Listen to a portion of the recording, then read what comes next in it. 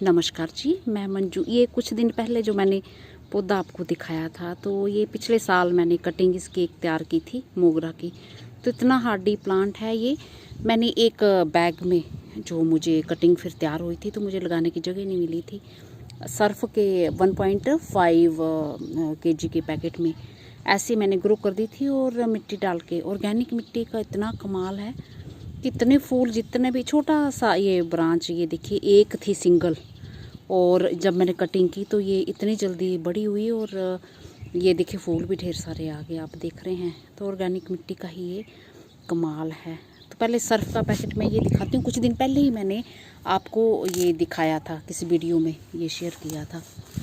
तो ये देखिए, ये इसका ये है 1.5 kg, और ये बिल्कुल ख़राब हालत में फट भी रहा है। तो इतना ये खाली है, ऊपर फोल्ड भी किया हुआ, इतना ये खाली है ये। तो ये ऑर्गेनिक मिट्टी का ही जो कमाल है, इतने ये फूल इसमें आते हैं। तो मैंने इसमें कोई जैसे खाद वगैरह एक्स्ट्रा बहुत महंगी महंगी ये सब होती हैं, वो नहीं, ऑर्गेनिक चीज़ों का ही इस्तेमाल इसमें करती हूँ। तो ये देखिए ज़रा, सुबह सुबह का टाइम है, मैं छत पे पानी देने आई हूँ, और मेरे यहाँ जो अभी टेम्परेचर चल रहा है 47 से अबव, और 47, कल का 47 था, और परसों का 47.2 था डिग्री था, और ऐसे ही फ्लक्चुएट हो रहा है। इतनी ज़्यादा गर्मी पड़ रही है, और जब इतनी गर्मी में ये फूल खिलते हैं तो बड़े ही प्यारे और सुंदर लगते हैं। तो ज़रा सी मिट्टी है, और ज़रा सी मिट्टी में ही ये कितने अच्छे खिल रहे हैं, और कोई ख़ास जगह भी नहीं चाहिए होती इन्हें, बहुत बड़ा पोट भी नहीं चाहिए होता। तो ऐसा नहीं कि मेरे पास पोट नहीं है, पोट मेरे पास खूब सारे मैंने खुद भी बनाए हुए हैं, मैं ख़रीदती भी रहती हूँ, ऑनलाइन भी शॉपिंग करती रहती हूँ।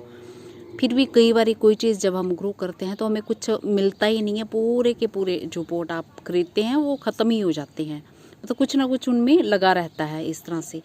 तो ये इसी बैग में कटिंग लगी थी, मैंने लगा दी थी, तैयार कर ली थी, और अभी फिर प्रूनिंग नहीं की थी, और अभी कुछ टाइम पहले ही प्रूनिंग की, और एकदम से इसकी ग्रोथ हुई, और ये फूल भी इस पर ये देखिए कितने आ गए।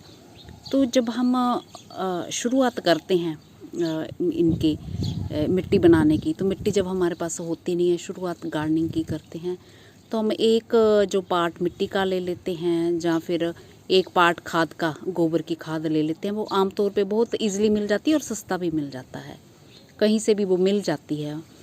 तो जहाँ फिर वर्मी कंपोस्ट डाल सकते हैं।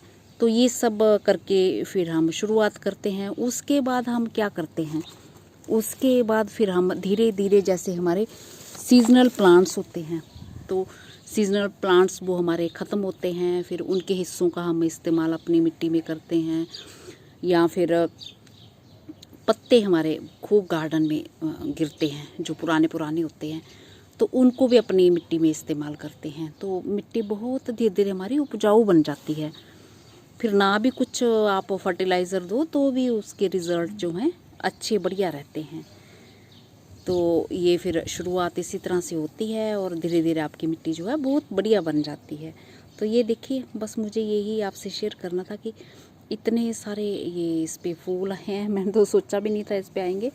और इस पे मेरे ख्याल से पता नहीं, जिस दिन दाल का पानी वो मैंने दिया था तो इसमें भी डाला था, और बाकी कुछ ऐसे कभी कभी बनाऊँ, प्रूनिंग की थी तो एक दो बार शायद डाला हुआ इसमें, कोई लिक्विड फर्टिलाइज़र घर का ही बना हुआ, तो मैं कुछ ना कुछ प्लांट्स में डालती रहती हूँ। तो ये फूलों का देखिए, बल्कि इतना हाई टेम्परेचर जा रहा है, और ये जल जा रहे हैं फूल। तो अभी सुबह सुबह का टाइम है, छत पे पानी देने आई, फिर मैंने सोचा चलो ये भी आपसे शेयर कर लेती हूँ। नमस्ते जी, शुक्रिया।